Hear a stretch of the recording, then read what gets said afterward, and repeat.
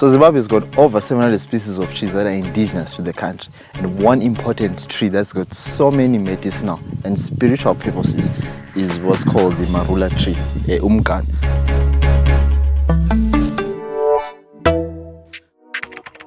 Welcome to Makriza Made Me Cook. My name is Prince Mahlangu. So this tree, personally, I've been using this tree for over 2 decades now, 20 years.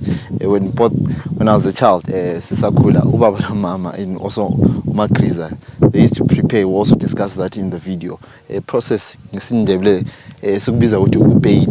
we used the bark of this tree to do that cleansing, detoxing, body strengthening. So it's very close to my heart. It's one of the herbs that really I use on a month-to-month basis. So today on the show we're also going to discuss the uses of the Marula tree. We're also going to discuss also some features as where in other countries the leaves are taken also in the form of tea, and also going to discuss the spiritual importance of the Marula tree. Welcome to Makriza Made Me Cook. So to your left I also provide the other indigenous names of this tree, of the languages that are used commonly here in Africa. I just want to talk about briefly the features of the Marula tree. So first point, within African herbalism, there's what's called symbolic manipulation. So symbolic manipulation is to study a tree and see how that tree, like for instance the Marula tree, how the tree heals itself. This, if you see, it's got so many cuts below. So what they do now is to study that tree and see whether how long that tree is able to heal itself, knowing that not all trees are capable of healing themselves. So that's symbolic manipulation.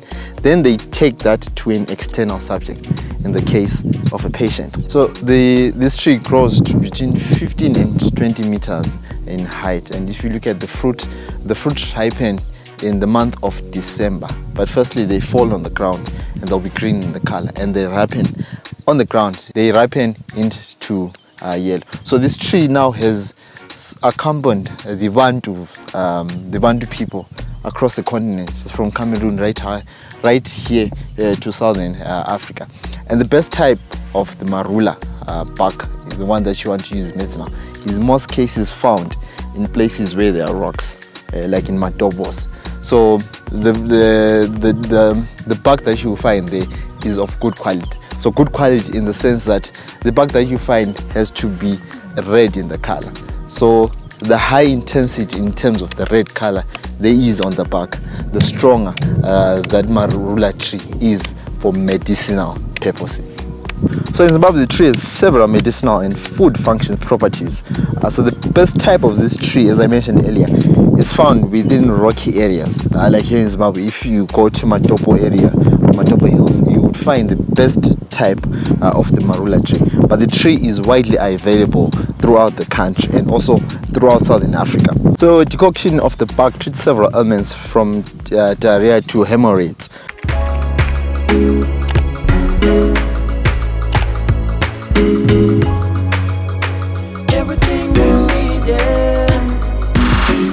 So firstly, let's look at in terms of how the tree or the bark is utilized. The water from the bark is used to clean stomach aches and to fight intestinal obstruction. Ngesindebele sithi ingubhane, umagagane, or sithi ukhipha amatheketheke. So a handful of the bark, or in powder form, is immersed in water and goes through the anus via the rectum. So once it gets to the stomach, the water has to be lukewarm, and when it gets to the stomach, just after 3 or 5 minutes, you feel the action now happening. So secondly, the water of the bark is used to cook Isitshwala, Sadza pap, which is consumed in the morning. This is done to test the level of intestinal obstruction. If one vomits, especially for children, they need to go via the beta route, cleaning the stomach. So the powder of the bark is also added to porridge for children to consume. I love consuming this with sorghum porridge, which is mixed with a fruit that's known as busika. In Africa, amasese, umqombothi, chibuku, doro, sorghum beer, which is mostly consumed by men. The powder of the Marula bark is added as a body strengthener. So you find men just sitting and they immerse this powder, but the powder should be a pinch or just a tenth of the teaspoon. This is because the Marula has got a high potency effect. The skin of the fruit, which I just learned recently, is taken out and bent to produce ash that is used to cook okra. And also that ash can also be used to fight any stomach aches. The kernels of the seed are used to make Marula oil. The oil is considered a luxury food and is a key ingredient in a number of indigenous dishes and adds a buttery texture to food. Same with melon butter. So the oil in Venda and Shangani culture is used as the food preservative property. The meat is steamed over boiling water and moistened gradually with Marula oil and stored in a cool place. So here in Zimbabwe, when you prepare or Biltong, do the same process, but we do not apply Marula oil. Food for thought. So within the same vicinity, the seeds are used by the paddy people or the paddy group in porridge and is used to flavor food. In Zambia and Zimbabwe, Tonga women use the roasted nuts as food and the oil as a skin softener and meat preservative. Same applies also with the Venda and Shangani culture. So in some cases, the powdered bark is used to treat pregnant women to determine the gender of an unborn baby. If a pregnant woman wishes to have a girl, she will take a preparation from the female plant, and for a boy, she will use the male plant. Remember, the Marula tree has got a female and male plants. So in terms of preparation of the bark or the powder form, in African spiritualism or African herbalism, it is important firstly to do spiritual chants to the tree in which you're going to extract the medicine. Well, this is done for two important reasons. The first one, we believe that a tree, the life of the tree is also inside me, or the consciousness of the tree is also found within consciousness also of humans. So it is important also to treat this tree just like how you would treat yourself. So you're really not doing any harm, and also this is used also as an environmental protection method, in the sense that when you cut the barks of the tree, remember not to cut down the whole tree for future generations or for other people who are going to use this tree. So the chance is to appreciate, chance is to acknowledge the tree, and also to tell you, no, what we want is to extract the bark that we're going to use to treat that patient. And remember, in most cases, it is extracted facing the sun, in the area facing the sun, Mpumalanga. Why? The sun is a sign for restoration. Sun is renewed energy. So once you give that patient this, you will actually applying that thing that I spoke about earlier of symbolic manipulation.